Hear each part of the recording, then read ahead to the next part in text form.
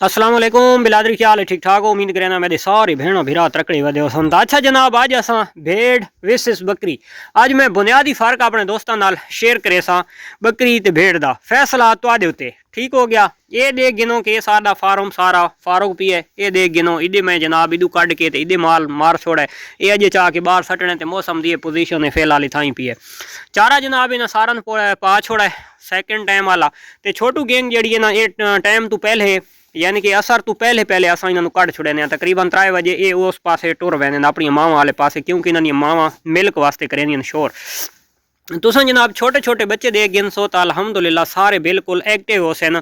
यानी कि इस मौसम के अगर डिलीवरी होवे बकरी दी तो वह फार्मर वास्ते बड़ी परेशानी आई। और इस मौसम के कुदरती गल है कि डिलीवरी केसेस होंदे भी ज़्यादा भेड़ ते बकरी दे विच, लेकिन जड़ा ना भेड़ का बच्चा तंदुरुस्त तो फिट एक्टिव रासी है। हम छोटे छोटे देख गिनो तो थली माशाल्लाह लगे खलोते वंडा खावन दोते, तो यानी कि भेड़ का बच्चा बिल्कुल तंदुरुस्त और बिल्कुल फिट रासी बकरी की निस्बत। लेकिन बकरी के बच्चे को टंपरेचर देवन की बहुत जरूरत है।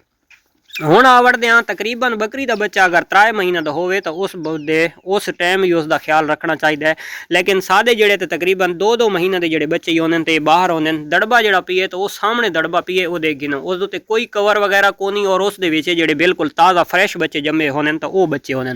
उस तो बाद जनाब इतनी ठंड दे बावजूद कोई अगे पला को नहीं, कोई यानी कि चादर तिरपाल वगैरह को नहीं। अगर बकरी की फार्मिंग होवे तो हर शय को सानू बड़ा मैनेज करके रखना पवेगा कि असां अंदर टंपरेचर रखना है, ठीक हो गया। उस तो बाद जनाब धुंध उस हर इलाके दे विच काफ़ी वाफिर मिकदार दे विच पौंदी पई है। तो उस दे विच मैं वहीं के अपने दोस्तों दिखवैना कि सारे जानवर जड़ा चारा भी खाने खलोते हैं। और उस तो इलावा वो कितनी एक फिटनेस दे विच खलोते हैं। उन्होंने जानवरों को किसी किस्म की कोई परेशानी नहीं कि कोई ठंड चलती पई है कि या बिल्कुल नॉर्मल मौसम है। बिल्कुल इं ठंडी ठंडी हवा चली हुई है। तुसा ये दरख्तों तो अगर थोड़ा जिहा तुहानू महसूस थी तो इतनी एक वर्जे लेना। हुण जनाब दे गिनो कि सारे दरख्तों के तले तुहानू सवेरे सवेरे यानी कि ये वाली चीज़ नज़र आसी।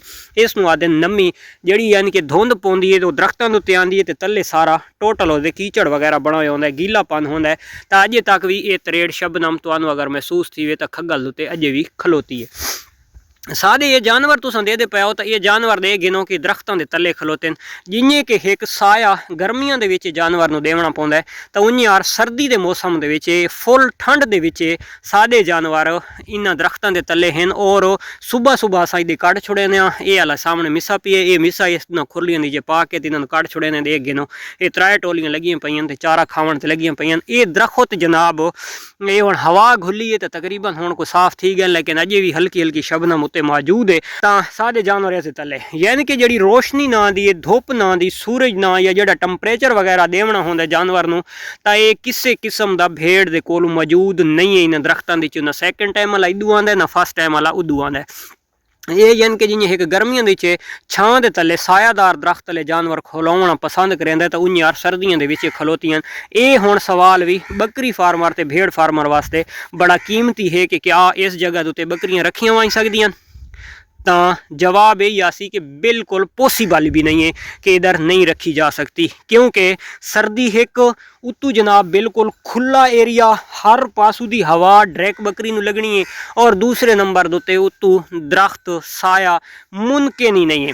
जानवर नू देख गिनो तो जानवर की उलाछी बिल्कुल एक्टिव, बिल्कुल सेहतवान, तंदुरुस्त, बिल्कुल फिटनेस दे विच बरकरार, यानी कि खावन दे उत्ते लगियां पईयां माशाअल्लाह। तो चेक करो जनाब, हुण मैं दिखाना तुहानू चारा, ते इस चारे दे पिछू ये भिड़दी बिलादरी पई है इत्थे रख।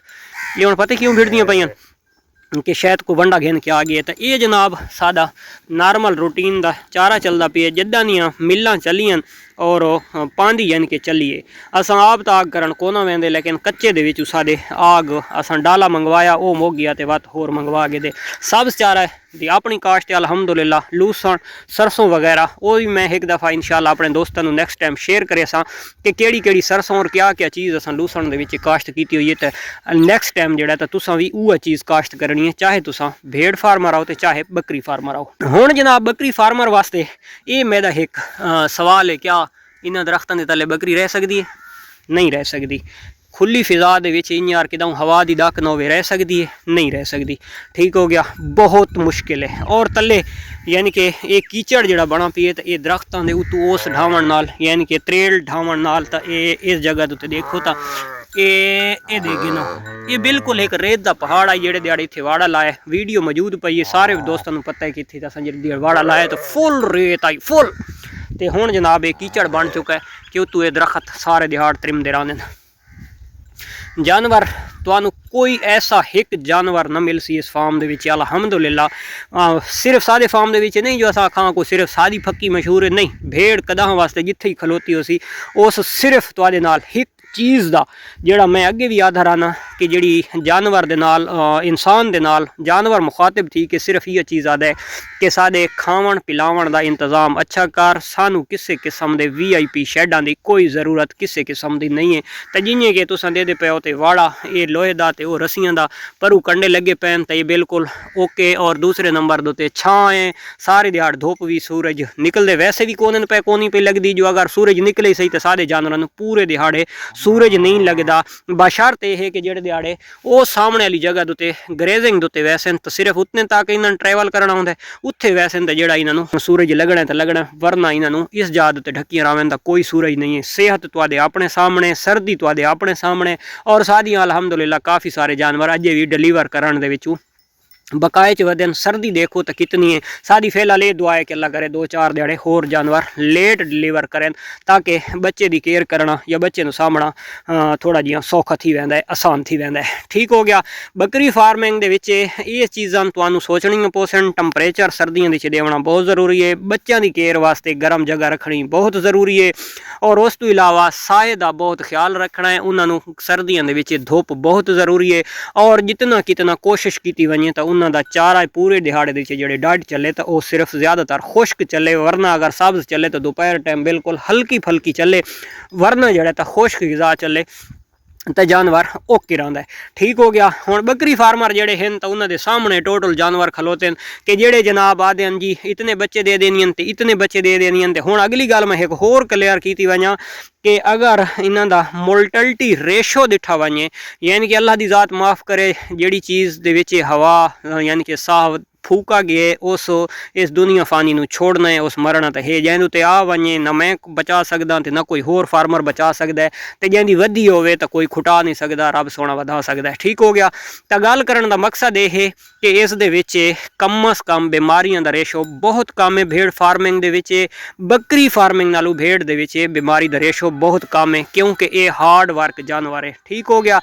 दूसरे नंबर दे उत्ते जेडे 2-2 ते 3-3 ते 4-4 बच्चे साडे दोस्त सानू सुड़ा देने भाई साढ़े इतने थी गए। ठीक है, बिल्कुल देनियन तादाद वाइज अगर गिनती करा तो शायद मल वैनियन। अगर बहुत कम अरसे दे विच कर्म वालियां ये सू के वत क्रॉस हो वैनियन, क्रॉस थी के वत जनाब दूसरी दफ़ा बच्चा ही अजे पलदा है तो उत्तों तैयार ही थी वैनियन। तो डिलीवर करके 2 बच्चों की रेशो इन्हां दे विच भेड़ दी ची पाई वैंदी है, लेकिन 100 दे विचों 35%। ठीक हो गया। लेकिन अगर तादाद नूं दिठा वजां तो फार्मर नूं अल्हम्दुलिल्लाह जेड़ा फार्मिंग भी अच्छी टुर पवे तो भेड़ भावें एक बच्चा भी देंदी है तो ला शाहर देंदी है अल्लाह दे हुक्म नाल। अगर बीमारी की गल करा बीमारी का तो बहुत कम है। और उस तो इलावा अगर रेशो की गल करा मौत फौत की तो भेड़ दे विच कोई 100 दे विचों 20 to 25% है, यानी कि बहुत कम तो कम। मैं अजे भी 20-25% ज़्यादा दसांदा पिया। तो बकरी वाले पासे लगे हुए हैं तो जेडे बकरी फार्मर हैं वो आप सोच सकते हैं कि इस सर्दी के विच जिहड़ी बकरी डिलीवर करे सी उहदे बच्चे नूं किवें पका बचावना है, किवें उसनूं हीटर च रखना है, तो के पोजीशन है और कितने बच्चे ज़ाया थींदे और कितने है बचदे हैं। ठीक हो गया।